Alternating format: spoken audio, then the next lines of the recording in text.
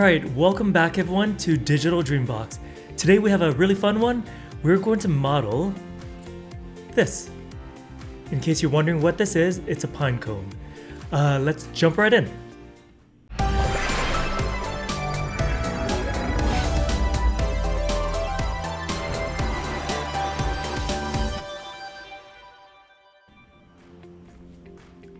Alright, so let's begin. So what we're going to do is we're going to model one section of the pine cone, so one of the scales. We'll be duplicating it, and then we'll be stacking them on top of each other, and then we'll add some deformation to them. So I've grabbed some references. Let me just show you. So over here is an image with some different pine cones, and the one I really like is this one in the middle. This is the one I probably showed you guys at the start. I found it in the park nearby. But I like this one, just it has this open look, and it's a little bit chunkier and thicker in some areas, which I think will be nice for the modeling phase. Right. And so I grabbed a couple more images. We have this one over here, and we have this one, right? So we'll model something in between those two. Right, so let's start. What I'm going to do is I'm going to add a cylinder into the scene, and we want to basically decide how many subdivisions we need. So what I would like to do is create 3 sections with a bit of buffer in between them. So if I go into the top view, if I were to use, say, 4 divisions, so go into face mode and use 4, we would have a section of 3. So let me figure this out. So we want to divide this into 3 sections with some buffer. So if we lower the subdivisions of this to 18, right? And if we maybe grab 3 sections with a 3 buffer, 3, we get this, right? And the reason why I'm choosing 18 is it's a number that's going to divide into 360. So let me bring over this calculator. Right? It just allows us to rotate it nice and cleanly, but you don't necessarily have to do that. You can line up the vertices, but if I take 360 and divide it by 18 segments, right? Later on, oops, that's not what I wanted. 360 divided by 18, we get 20. So later on, we can set the step value of the rotation to 20. You'll be able to see that later on. So I just want to mention that. So we'll go with 3 of these pedal or scale areas, I think is what they're called. All right, so let's go back to here. And yeah, so what we'll do is we will scale this down. So go into object mode, scale this down. And this is going to be the inner core section. I think that works. And then we want to extrude out a section along the side. So I'm going to go into face mode, grab that side section, and extrude it. I'm going to use the marquee menu. So I'm going to hold down Shift and the right mouse button and extrude. And then we'll give it some thickness. And I'll probably bring it to about right here. And then scale this down a little bit. So we have something like this. The reason I'm bringing this in and keeping the middle section a little bit taller, right, is that when we stack it, the scales are less likely to overlap. In fact, what I'll do is I'll grab these faces in the middle and scale them even a little bit more. Right, I think that can work. We'll find out later, and we can adjust it if we need to. All right, so now what we want to do, actually, let me leave the grid there, is use a section over here. So over here, I can see I have 3 pointing this way. So I'll use this side over here. This is, actually I'll go this side so it's a little bit easier to see. I'm in the positive Z axis. So I'm gonna go into these faces over here, and I wanna extrude out this section. So I'm going to extrude. Again, I'm using that marquee menu. I'm gonna hold down Shift and the right mouse button and extrude. And then I'll give it some thickness. And then I'll go into my scale tool, scale this flat, and scale this in as well. All right, so we have this. And I want to move that upwards. So I'm going to go into my move tool, maybe move it up a little bit to about, probably not too high, maybe it's around here is fine. And maybe we'll scale that a little bit apart. All right, I'm going to extrude again. So I'm going to press G to repeat. my last command. G to repeat my last command is what I meant to say. And then we have this section over here. And then over here, what we want to do is maybe go into our scale tool again, scale it out a little bit and up a little bit. So we have something like this. All right, let's press 3 on the keyboard to preview it. So that's not too bad. What we'll do now is we will bevel this edge along the outside. Gonna go into edge mode, double click here, grab those ones and double click the bottom section and then bevel it. So let's take a look. We will bevel it, pressing 3 on the keyboard to preview it. And then I'll just want to play with the sharpness a little bit and I'll bring it to about right here. So this is what we have. And now I would like to maybe adjust that shape a little more. I'm gonna press 2 on the keyboard. That'll give me the cage plus the preview. And I'm gonna go into vertex mode, maybe grab the side sections, maybe bring them down a little bit. And then this bottom section,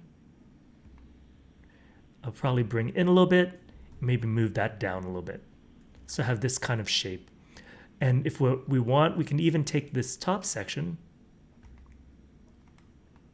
and maybe scale that in a little bit and push that in just a touch. Maybe a bit more actually. Bring it in a little more and bring that down to there. All right, so I have this shape right now. Let's press 3 on the keyboard to take a preview.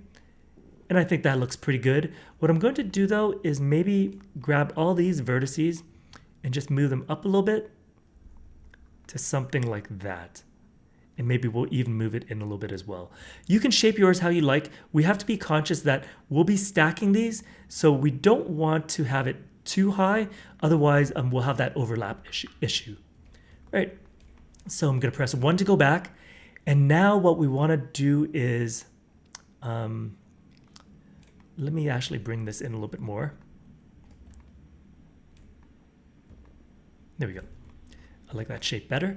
All right, so now we want to delete some of these faces. So we have a buffer of 3 between each side, right? So we can keep everything from here plus 3 extra. So I'm going to go into the top view and we'll go into face mode and I'm going to delete, I guess, everything here as well as these sections over here. Right, so we have this section over here.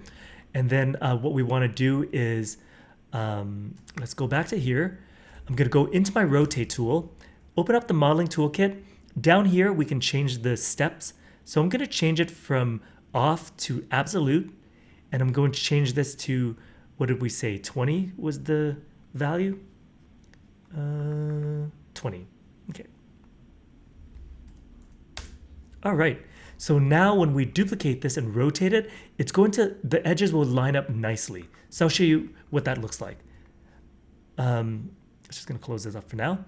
I'm gonna press Control D to duplicate it, go into my rotate tool, and if I click and move, you can see, let me turn on wireframe unshaded, you can see those edges line up. So each step lines up nicely, and I just need to move it to here, where it's the next section.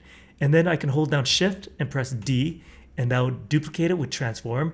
And now we have this. Awesome.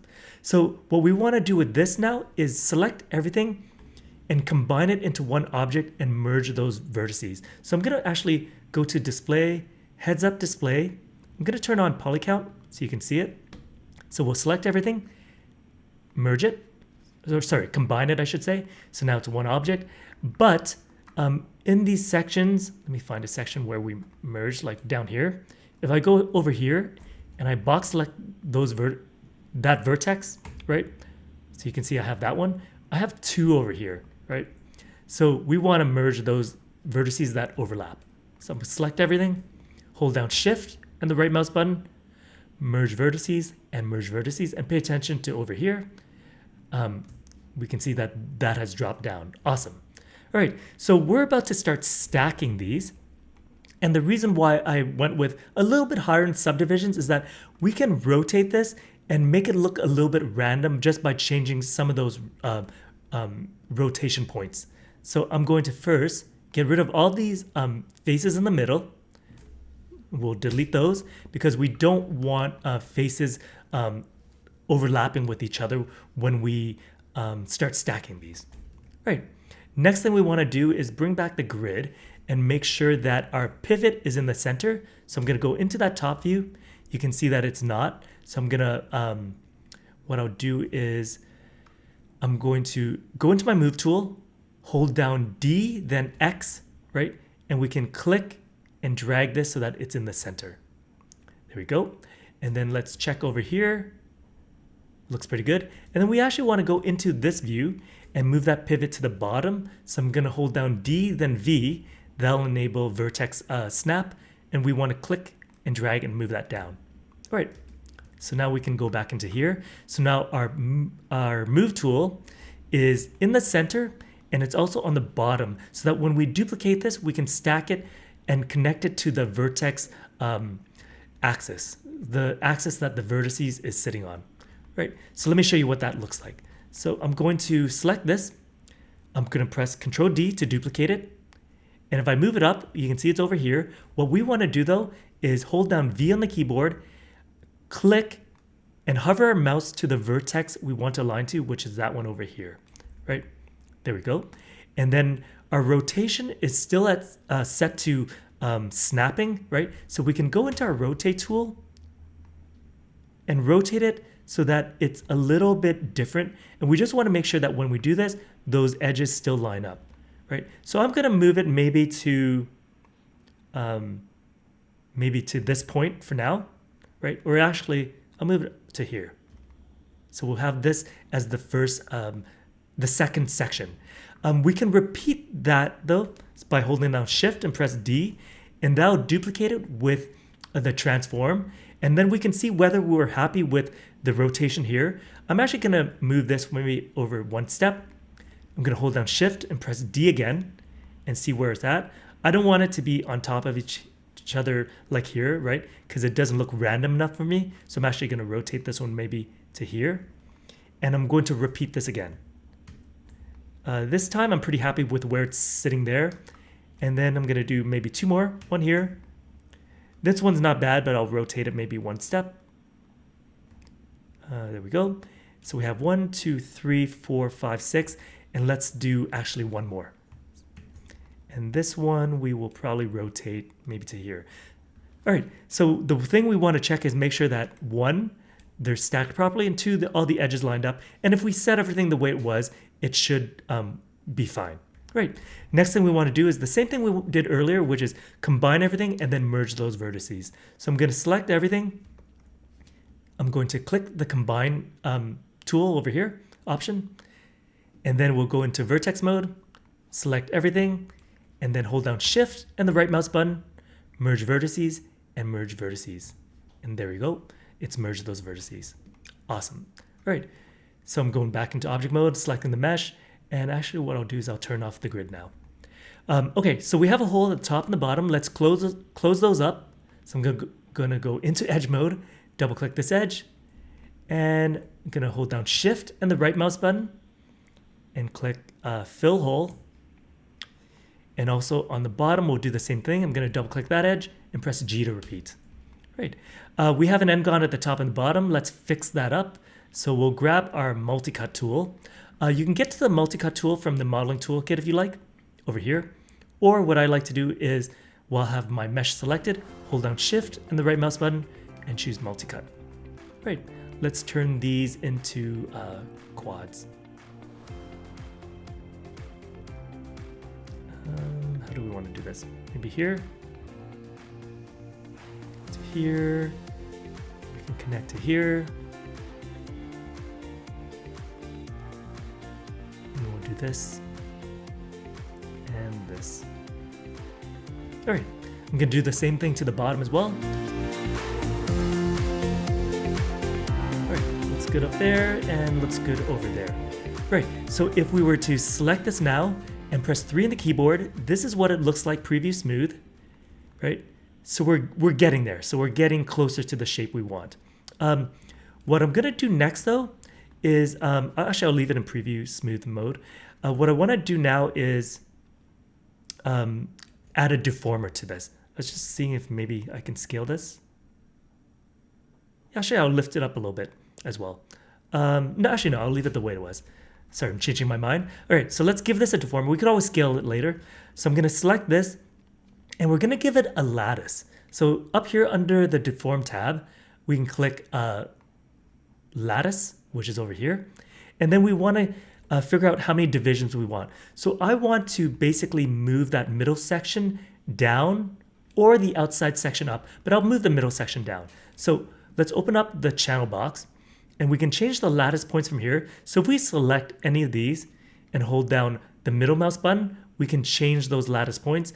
I'm gonna change it to 2, so I'll just leave it basically no divisions except for the 2. And then on the other ones, so the S and the U, I'm going to increase these. So I'm gonna increase this to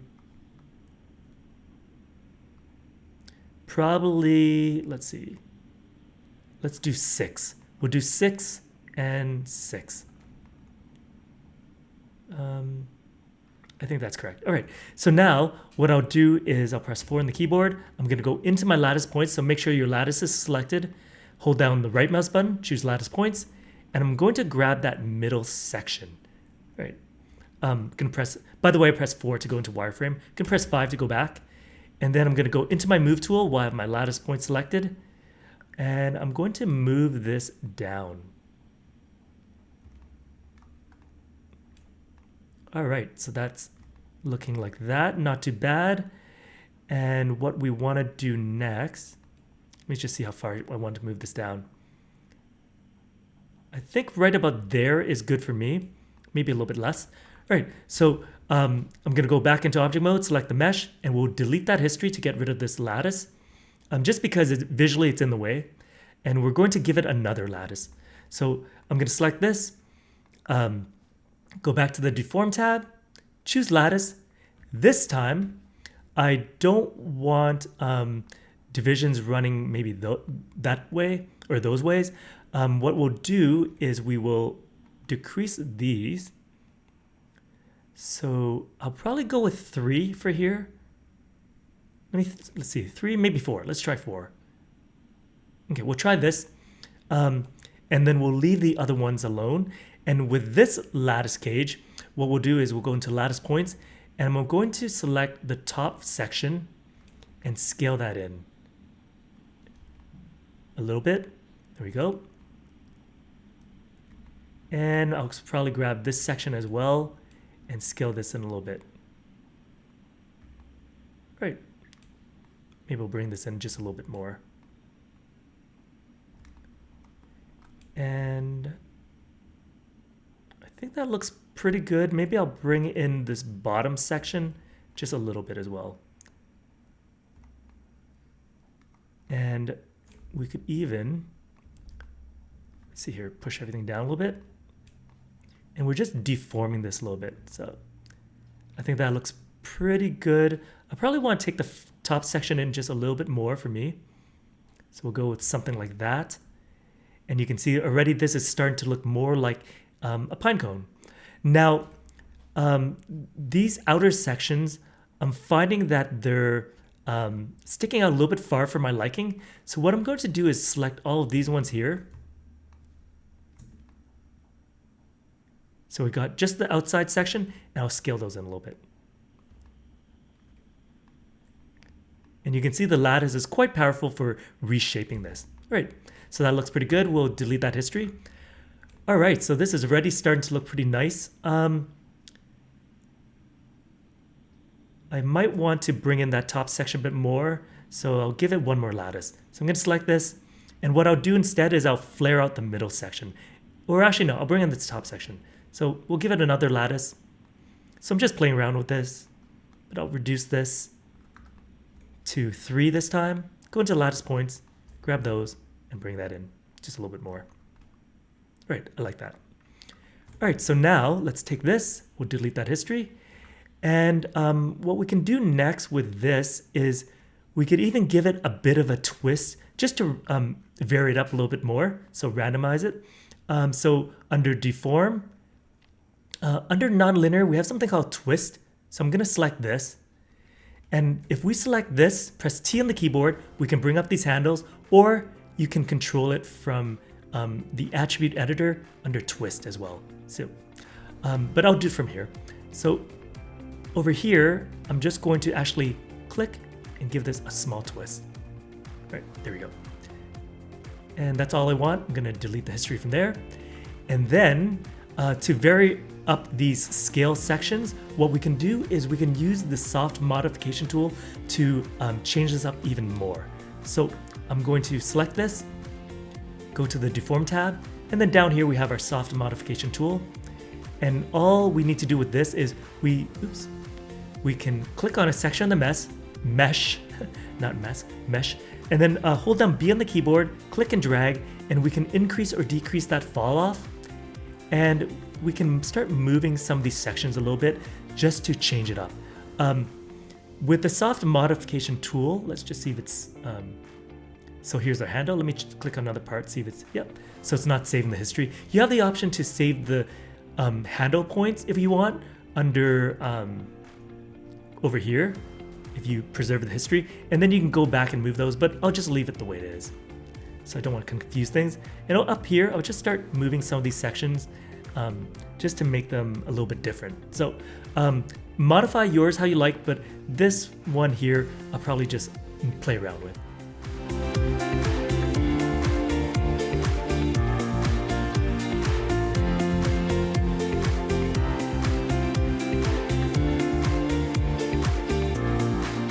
All right, so I've deformed it a little bit just to change up the shape a little bit.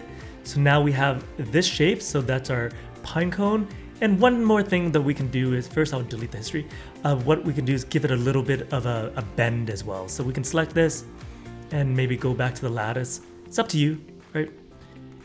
And we'll open this up. And I'll just decrease this by here, from here. Go into my lattice points and just rotate this a little bit. Oops. Still on snap, so we have to remember to turn this off. There we go. There we go. And then we can just select it, delete the history. You can see that this is just a preview. I'm going to press 1 to go back. And now let's smooth this a level and see how it looks. So I'm going to select this, and we'll go to, we can subdivide it, I think, from here. Oh, that's not it. What am I doing? I think it's smooth is right here. Or select it, hold down Shift and the right mouse button. I'm going to smooth it. And now we've increased the topology count, right? And it still looks good. So depending on how your distance, right? You can decide your smoothing level. But yeah, I think that looks pretty good like that. And there we go. We can even give this a bit of color. So I can select this, hold down the right mouse button, assign a new material, and I'll just give it a Lambert. There we go. And I'm just gonna delete the history to get to the material input easier. And we'll just, I don't know, something like that is fine. Yeah, there is our pine cone.